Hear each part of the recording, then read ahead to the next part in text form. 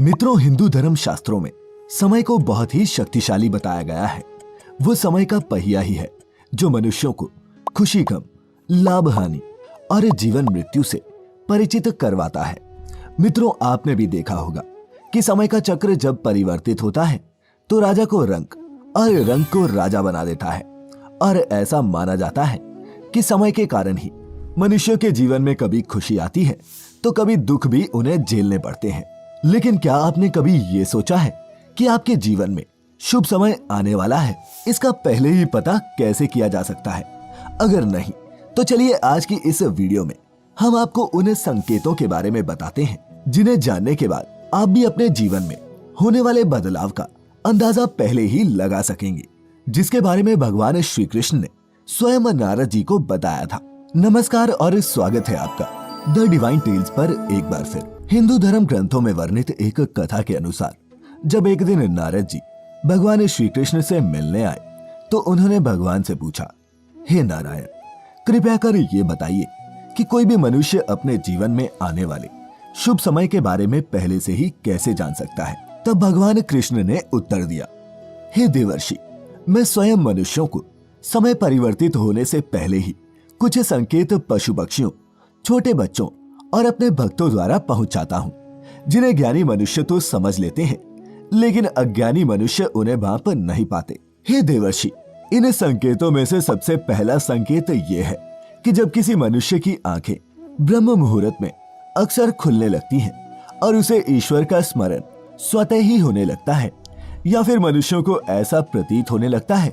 कि उन्हें कोई और किसी दिशा की ओर ले जा रहा है, तब ऐसे मनुष्यों को ये समझ लेना चाहिए कि आने वाले समय में उनके भाग्य का द्वार खुलने वाला है और उन्हें कामयाबी की नई राह मिलने वाली है। ऐसे समय में मैं स्वयं मनुष्यों की सहायता करता हूँ। तो मित्रों, अगर आपकी भी आंखें ब्रह्म मुहूर्त में खुलने लगी हों और आपने अपने जीवन में ऐसा बदलाव महसूस किया हो तो नीचे कमेंट करके अवश्य बताएं। इसके बाद श्री कृष्ण दूसरे संकेत के बारे में बताते हुए नारद जी से कहते हैं, हे ब्रह्मपुत्र, जब कोई मनुष्य प्रसन्न रहने लगता है या फिर उसके चेहरे पर हर वक्त मुस्कान दिखाई दे, अर्थात वो मुस्कान से भरा हुआ रहता हो, और ऐसा मनुष्य जब अपने क्रोध पर विजय प्राप्त कर लेता है तो उसे समझ लेना चाहिए कि उसके जीवन में अब खुशियों की बारिश होने वाली है।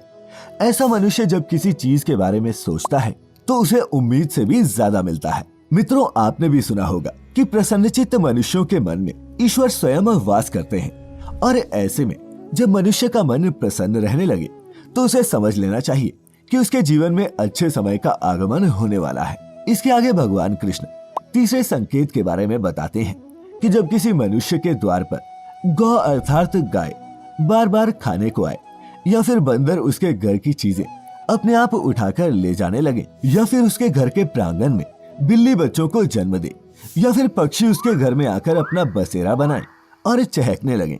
तब भी मनुष्य को समझ जाना चाहिए कि आने वाला समय उसको पहले से और ज्यादा शक्तिशाली बनाने वाला है